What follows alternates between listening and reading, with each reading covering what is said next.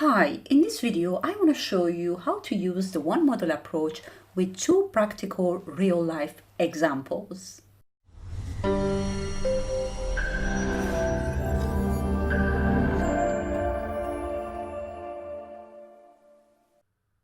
Before we get into today's topic, for those of you who don't know me, hi, my name is Hediye. I made financial modeling my profession as well as my passion. My goal here is to make you a pro in financial modeling or simply a better financial modeler. So if that sounds like something you're interested in, please consider subscribing. Okay, so in case one, let's say that you have gone through an EPC bidding process and you have received 4 EPC offers from 4 different contractors. So let's say that this is the summary table that I have summarized here. These are of course hypothetical examples. This is for a power project, let's say. So you have received, these are the different technical parameters, for example, the installed capacity of each one. And then we have an EPC price, the financial offer of each of the contractors, and then the O&M offer that goes with this with this offer, and the yield. So these are the parameters that we have received from both the technical and from the financial offer of these 4 contractors. So now, as part of the financial evaluation of these contracts or of these offers, what we need to do, we need to use a financial model, plug in these parameters into our financial model and see where each one stands, and we compare each of these bidders. Alright, so now we get into the Excel world. Let's say that this is a financial model for our project.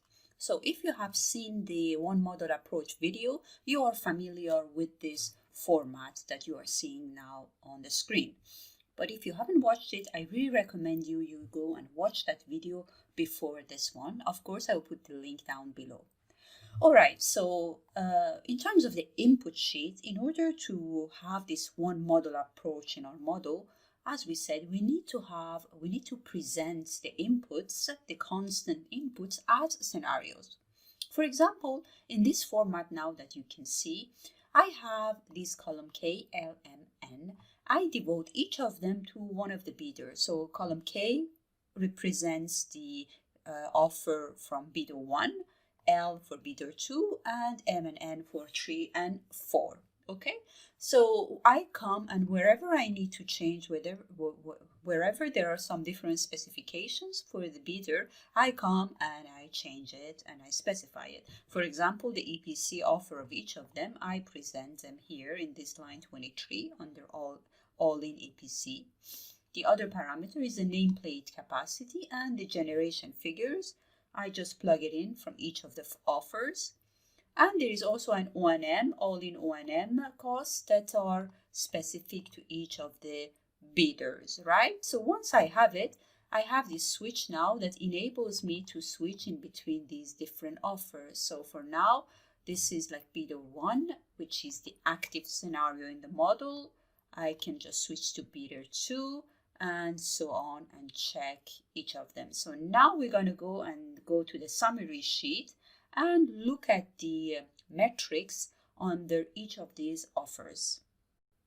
Okay, you can import that switch from the input sheet here in the dashboard or in your summary sheet, and you can switch in between different scenarios and look at the result. For example, I'm here now. The bidder 1 is the active scenarios. I can look at the total project cost under bidder 1.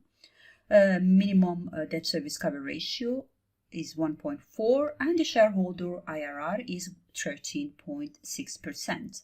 I can just maybe write them down, these figures, or just copy and paste them here, and just to compare them with bidder 1, 2, and 3. So for example, I switch to bidder 2, and then I see that from 13.6 I have a different IRR of 14%. As we can see, the minimum BSCR went down to 1.3, and we have a higher total project cost.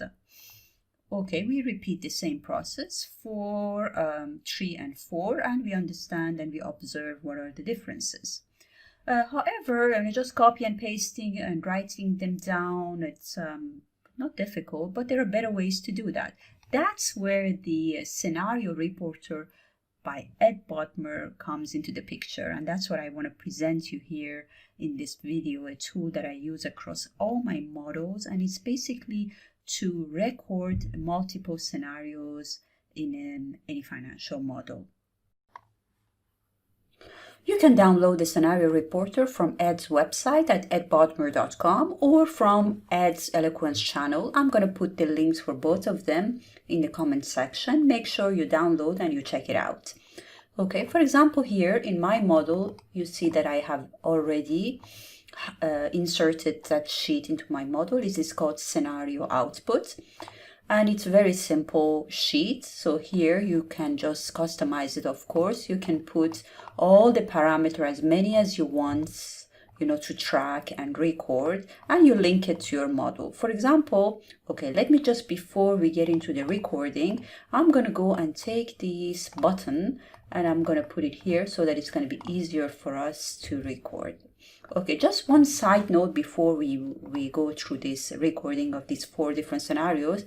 In this model, I have, I think I have a goal seek or a copy and paste macro. So in order to make it easier, I attach these macros to this button. So as you can see, assign macros. So this is already attached to this button. So every time that I switch in between different scenarios, that macro will also be run, behind the scene. So let's start from the beginning. So here with that button that I have from the input sheet, I have here, so this is the live case, which is beta 1. These are the basically metrics that I want to record, and maybe I want to send it, by email, or I am already in a meeting and I just want to report all these 4 scenarios. So I'm going to come and copy it. So it's going to ask for a name for this scenario. I'm going to call it beta 1, and it is recorded. So I'm going to switch to beta 2 and do the same thing, copy and beta 2. As you can see, it's pretty fast, 3. And we have beta 3, and last one, beta 4. Okay, so it takes a bit of time to run those macros, but then eventually we have the last scenarios. So as you can see now, you have all these specifications. You can just send it in an email and then discuss, with your team, which one is better in terms of the financial offer that they have submitted, which one really. Of course, there are the technical offer that needs to be evaluated by the technical team. However, the financial model also comes into the picture to evaluate the financial offer of the EPC contractor. So as you can see, that was very easy, to kind of do this exercise using the one model approach. Next one, we're going to go to the case 2. Okay, in case 2, let's say that you have already submitted your financial model to the lenders and they came back with some questions and some asking for some modification, whether it's in a live meeting or you have just received it by email. So these are the changes that the lenders requested that you apply on the base case that you have presented to them. So the first one, let's say that for the capital cost, lenders, as we know, lenders are always more conservative. They have a more conservative approach, and they're asking for like higher contingency in the total project cost. So you need to go and plug that additional contingency in the financial model. The second one is regarding generation. So if this is the production in a power plant, right? So the base case, the sponsor's base case most probably was representing the probability 50, what we call in a power project P50, meaning that there is a 50% chance that that level of production will be achieved. As we said, lenders are more conservative, so they need a higher probability of, so they will go and they say that plug in the P90 case. So basically they are considering a lower generation. This is a renewable project. They are considering a lower generation as their base case, being more conservative than the sponsors. The other thing can be like the financing terms. What you have assumed in your base case as sponsor might not be what the lenders can offer. So for example, in this model, it was an 18-year tenor, and the lenders came back saying that we cannot go beyond 15 years. So now you have to go and plug in these figures into your financial model and compare the sponsor versus the lender's model using one single financial model. Okay, so I have already copy and pasted lenders' questions in the Q&A sheet within the model. This is going to be easier later to also track the question and answers on the model. So I need to come and apply all these changes in my input sheets, right? So in order to kind of have and follow the one model approach, I'm going to present my inputs, constant inputs in form of scenarios, and I'm going to keep this column K dedicated to sponsor's base case, and I'm going to create another case, which I'm going to call it lender's base case. Okay, so this column is going to be dedicated to lenders. For now, there is no difference between the lenders and the sponsor case, and we're going to apply the changes that the lenders requested.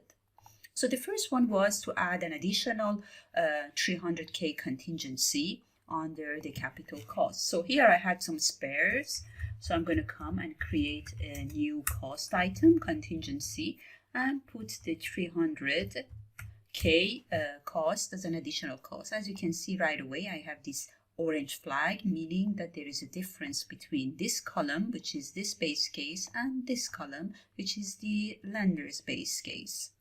Okay, and the active one is currently the lender's base case. The second change was to assume a lower generation factor, so in the sponsor base case, they are being more optimistic. They use the P50 as which is the average, the mean. The lenders, they want to use the lower generation P90 case. So we just need to simply, switch to that P90 case and use 16 gigawatt hour per year instead of 18 assumed by sponsors. The last thing they requested was to have a lower tenor. Seems that the lenders for this project could not give us the 18 years tenor, so we need to come and see what will be the project's economics if we switch to 15 years tenor instead of 18. Once we have done all this modification, we have this new lender's base case. And as we did for the previous case, we can go to the dashboard or the summary sheet and just look at the different metrics and switch in between both of them and see what are the differences between the lenders and the sponsor case. Okay. However, we're going to also use Ed's tool, the scenario output, in order to report to our management or to the lenders directly what are the impact of the changes that they requested on the project's economics. Okay, so here we have the base case. As you can see, this is what the sponsors are using as their base case. So we're going to track that, and we're going to call it sponsor base case. And now we're going to switch to lender's base case and also record it under lender's base case. Okay, so now we can have a very neat and beautiful table that compares the different metrics between these different point of views, different scenarios, and we can just copy and paste this table in an email or in a report and show the impact of these changes on the project economics. All right, so that's all I wanted to cover for today. Make sure you download Ed's Scenario Reporter tool, and I see you in my next video.